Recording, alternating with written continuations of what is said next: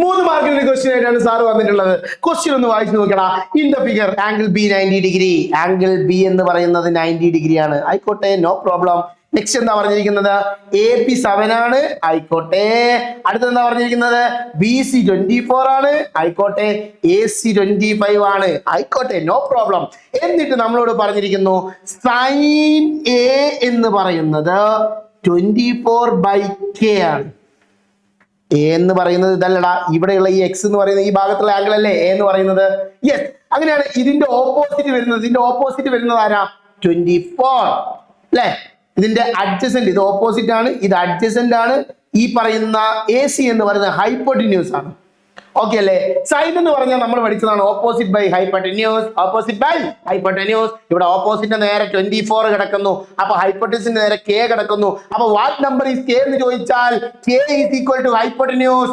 ആരാ ഇവിടുത്തെ ഹൈപ്പോട്ടന്യൂസ്? ഇവിടുത്തെ ഹൈപ്പോട്ടന്യൂസ് 25 ആണ്. ഡൗട്ട് ഉണ്ടോ? പക്ഷേ അടുത്ത ക്വസ്റ്റ്യനിലേക്ക് വരുമ്പോൾ നമ്മളോട് ചോദിച്ചിരിക്കുന്നത് കോസ് സി സൈൻ സി ആരെന്നാ. അപ്പൊ നമ്മൾ ശ്രദ്ധിക്കേണ്ട ഒരു കാര്യമുണ്ട്. എന്താണെന്നറിയാം മക്കളെ? ഈ ഹൈപ്പോട്ടന്യൂസും ഈ ഓപ്പോസിറ്റും ഈ പറയുന്ന അഡ്ജസന്റും ഒക്കെ എന്താവും? മാറും. കാരണം ആംഗിൾ ആരാ? സിയാ.